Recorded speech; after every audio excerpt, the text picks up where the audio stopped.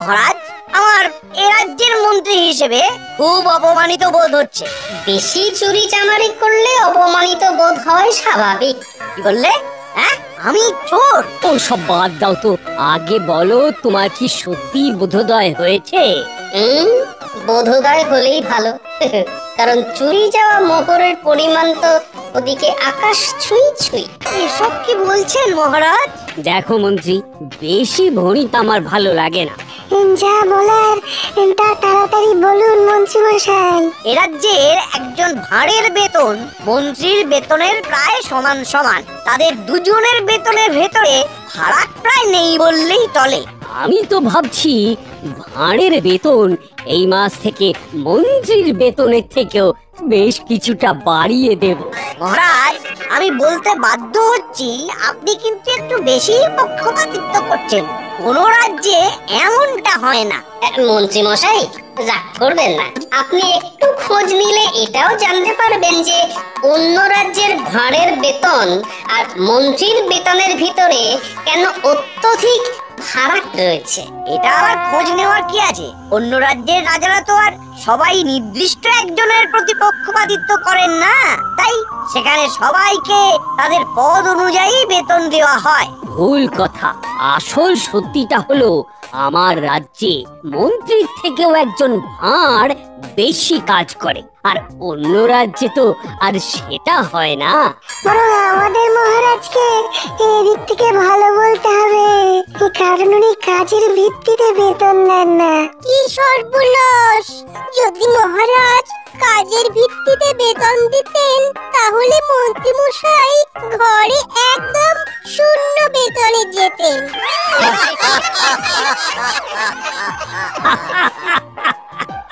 মহারাজ, আপনিও হাসছেন? কোথায় আমার অসুবিধাটা একটু বোঝার চেষ্টা করবেন। দেখুন মন্ত্রী মশাই, আপনি না। থামো গোপাল, থামো। তোমার ওই মাথা ভর্তি টাক আর হাতির মতো। মন্ত্রী, তোমার এতবার বেড়েছে, নিজে একজন সভাসদ হয়ে আরেক সভাসদের চেহারা নিয়ে ব্যঙ্গ করছো। ছি ছি ছি ছি। না না না না না না, এসব আমি একদম বরদাস্ত করব না। বেরিয়ে যাও, বেরিয়ে যাও আমার সভা থেকে। যাও যাও। মহারাজ, মহারাজ, আমার কথাটা একবার শুনুন। মহারাজ, না না, আমার আর কিচ্ছু শোনার নেই মন্ত্রী। তোমার মন কুমানসিকতায় ভরে গেছে, তোমার শুদ্ধাচারের প্রয়োজন। তুমি যদি নিজেকে এই ধরনের মনোবৃত্তি থেকে শুধরে নিতে পারো, তাহলেই আবার এই রাজসভায় ফিরো, না হলে নয়। আমায় মাফ করে দিন মহারাজ, এমনটা আর হবে না। ওই যে বললাম, নিজেকে পাল্টাতে পারলে ফিরে এসো। তুমি এক কাজ করো, তীর্থে যাও, মনকে শুদ্ধ করো, তারপর ফিরো। আর হ্যাঁ, অশুদ্ধ মন নিয়ে শুদ্ধতার ভান করে এই রাজ্যে প্রবেশের পর যদি কোনো বাজে কাজে ধরা পড়ো, তাহলে মনে রেখো, তখন এই রাজ্য থেকে সোজা বার করে দেব। যাও যাও, এক্ষুনি বেরিয়ে যাও।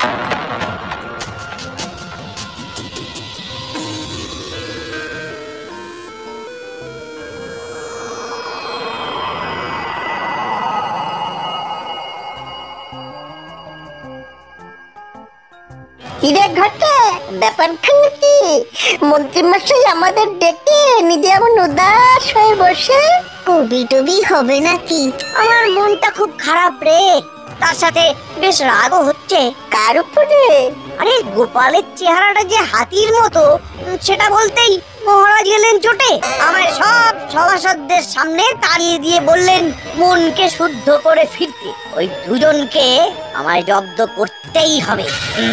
বুঝেছি বুঝেছি, তাই আমাদের ডেকেছেন, তাই তো? সবই তো বুঝিস, সব কথা কি আর মুখে বলতে হয়? কিছু একটা পরিকল্পনা কর। আমাদের হাতটা গরম করে দিন, কাজ হয়ে যাবে। আমার এখন মাথা গরম আছে, তাই তোদের হাতের বদলে উড়ন আর বসন দিয়ে কান গরম করে দিতে পারি। সুতরাং এখন যা, আগে কাজের কাজটা কর। বেশ, তাহলে আসি। কাল ভোরেই পরিকল্পনা করে আপনার বাড়িতে যাচ্ছি। বেশ হয়েছে, বেশ হয়েছে। মহারাজ মন্ত্রীকে বারে করে দিয়েছেন। মানুষের চেহারা ভারী হতেই পারে, তা বলে এমন কথা কেউ বলে? মন্ত্রী মশাই বরাবর অমন স্বভাবেরই লোক, বুঝলে? যাদের স্বভাব এমন হয় তারা হাজার চেষ্টা করলেও সহজে বদলায় না। হ্যাঁ গিন্নি, চেষ্টাটাও সৎ হতে হয়, না হলে এরকমও মানুষ করে যে ভিতরে ভিতরে কোনো চেষ্টা করে না, এদিকে মুখে বলে চেষ্টা করেও কোনো লাভ হচ্ছে না। মানুষ চেষ্টা করলে সব পারে গিন্নি। তোমার সাথে মন্ত্রী মশাই এরকম করলে না আমার খুব খুব রাগ হয়। হ্যাঁ না, এর জন্য আমার কোনো আক্ষেপই নেই গিন্নি। আমি আমার রাজ্যকে ভালোবাসি, তাই করি। তাছাড়া একজন রাজ্যবাসী হিসেবে এটা তো আমার কর্তব্য। সত্যি তোমার জন্য না আমার না খুব গর্ব হয় গো। আর আমারও তোমার জন্য।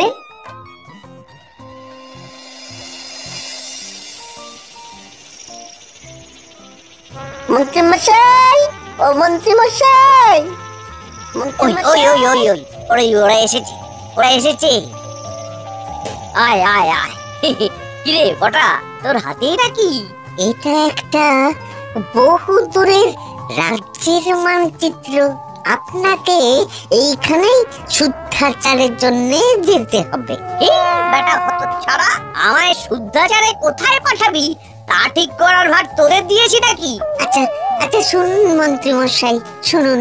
এই মানচিত্রের জায়গায় আপনাকে আসলে যেতে হবে না। আপনি বৌঠানকে নিয়ে ওই নিজের শ্বশুর বাড়িতে চলে যান এবং ঠিক 7 দিন বাদে এই রাজ্যে আবার ফিরে আসুন। তারপর গায়ে সাদা চাদর এবং ধুতি পরে কপালে বেশ বড় সড়ো তিলক কেটে সবাই গিয়ে বলুন আপনি শুদ্ধ হয়ে এসেছেন। আপনার মনে আর কোনো জটিলতা নেই। আমার যদি জিজ্ঞাসা করে কোথা থেকে গিয়ে শুদ্ধাচারী হয়ে এলাম, আর আমার এই মিথ্যে বলার সাথে এই মানচিত্রটারই বা কি সম্পর্ক? বলছি বলছি সব বলছি, শুনুন। মানচিত্রটায় যে রাজ্যটা আছে তার নাম পুণ্যি রাজ্য। সে রাজ্যের রাজা একজন পাগলা। তাই তার রাজ্যে যে যায় সে আর বেঁচে ফেরে না। তাই আপনি যেদিন রাজসভায় যাবেন সেই দিন হাতে করে ওই মানচিত্রটা নিয়ে যাবেন এবং সবাইকে বলবেন এই রাজ্যে একজন গুরু থাকেন, তার সান্নিধ্যে গিয়েই আপনার এমন আমূল পরিবর্তন ঘটেছে। আর গুরুর নাম জিজ্ঞাসা করলে যাই হোক কিছু একটা ওই বানিয়ে বলে দেবেন, কেমন? আর বলবেন এই গুরু স্বয়ং কৈলাস পর্বত থেকে সাধনা করে ফিরেছেন। উনি সবার সব ধরনের পাপ গ্লানি মুছিয়ে মৃত্যুর পরে স্বর্গ লাভ করার পথ সুগম করে দেন। বলবেন বাবাজি মহারাজকে নিমন্ত্রণ করেছেন।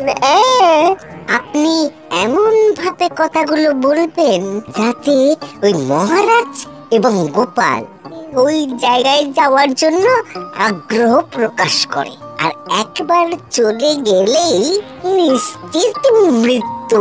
আর আমারও কেউ পথের কাঁটা থাকবে না। গোটা রাজ্যের আমি রাজা হব। বাহ বাহ বাহ, বাহ রে বাহ বটা ঘটা। আমার সাথে বদমাশি করে করে তোরাও তো দারুণ পরিকল্পনা করতে শিখে গেছিস দেখছি। বাহ, এবার আমাদের মোহর দিন।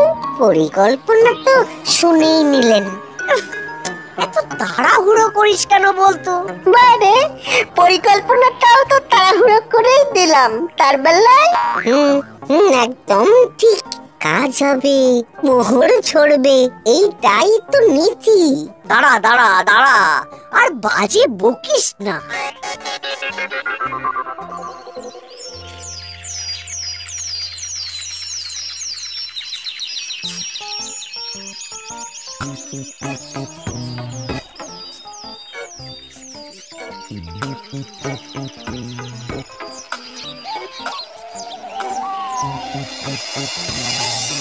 কি বলছো গোপাল? মন্ত্রী সত্যি সত্যি মন পরিশুদ্ধ করতে তীর্থে গেছে? আগে হ্যাঁ মহারাজ, নিজের চোখে দেখে এলাম। বাড়িতে তালা ঝুলছে, আর পাড়া প্রতিবেশীদেরও নাকি বলে গেছে যে সে নিজেকে পরিশুদ্ধ করতে স্ত্রীকে নিয়ে দিন সাতেকের জন্য তীর্থে যাচ্ছে। বাবা, আমার এক কথাতেই যে মন্ত্রী এভাবে তীর্থে যাবে ভাবতেই পারছি না। যাকে এখন মন্ত্রীর সুমতি হলেই হলো, কি বলেন? যা বলেছো। আচ্ছা মহারাজ, আমি তাহলে আজ আসি। হ্যাঁ, বেশ বেশ বেশ। ও গোপাল, একটা কথা ছিল। বলুন মহারাজ। বলছি যে যতদিন না মন্ত্রী ফিরছে, তুমি কি আমার রাজ্যের নতুন মন্ত্রী হবে? ও বাবা, ক্ষমা করুন মহারাজ, আমি এই রাজ্যের ভাঁড় হিসেবেই ঠিক আছি। ওইসব ভারী ভারী পদে আমায় বসাবেন না মহারাজ। হ্যাঁ, আমি জানতাম তুমি ঠিক এই উত্তরটাই দেবে। বেশ গোপাল, ঠিক আছে, তুমি এখন আসতে পারো।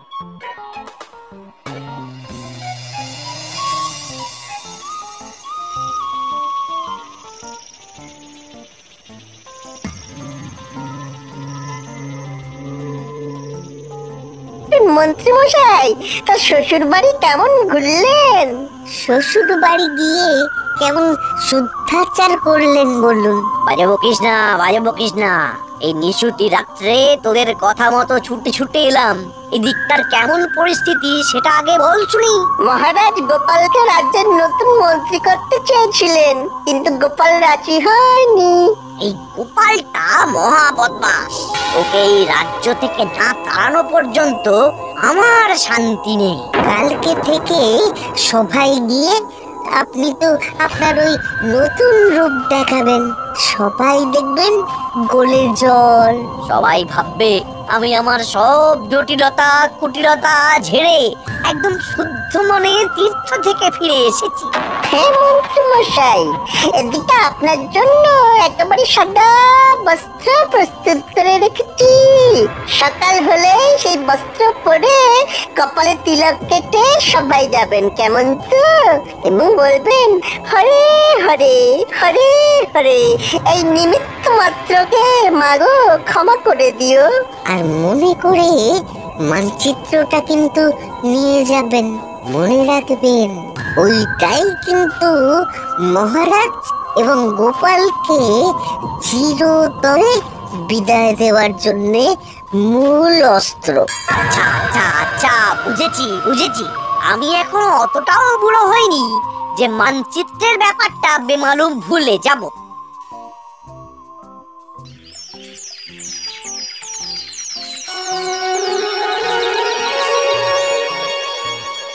তাহলে সবাই বলছো নতুন পদ্ধতিতে কাজ করতে কোনো রকম অসুবিধে হচ্ছে না, তাই তো? বেশ, শুনেও ভালো লাগছে। তোমরা এভাবেই সবাই একে অপরের পাশে থেকে মন দিয়ে কাজ করে যাও। হ্যাঁ মহারাজ।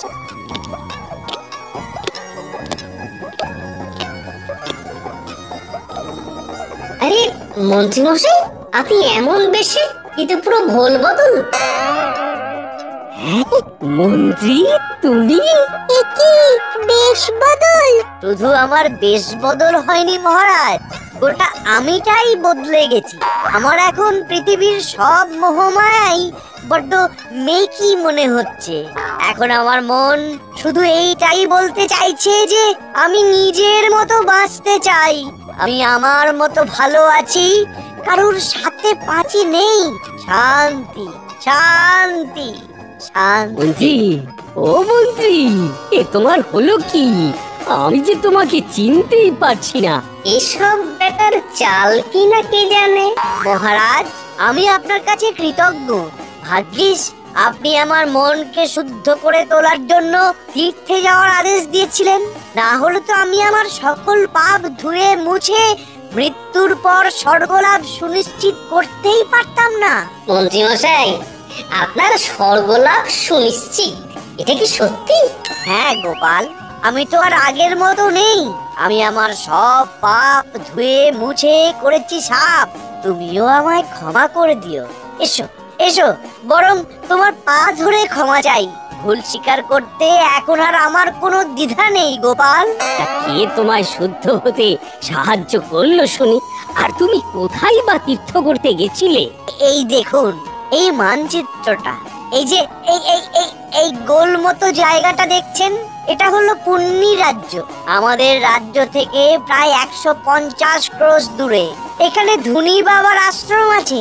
উনি স্বয়ং কৈলাস পর্বত থেকে সাধনা করে ফিরেছেন। এই বাবার কাছে গেলে উনি এমন এক জল দেন যা দিয়ে স্নান করলে সবার পাপ মুছে গিয়ে স্বর্গলাভের পথ সুগম হয়ে যায়। এছাড়া ধুনি বাবাই বোঝান আসল জীবনের অর্থ কি, মায়া মোহ কাটিয়ে কিভাবে সাধাসিধে জটিলতা কুটিলতাবিহীন জীবন যাপন করা যায়। হরে হরে মা গো, অপরাধ না নিয়ে ক্ষমা করে দিও মোরে। আর হ্যাঁ মহারাজ, উনি আপনাকেও কিন্তু সেখানে অনেকবার করে যাওয়ার জন্য আমন্ত্রণ জানিয়েছেন।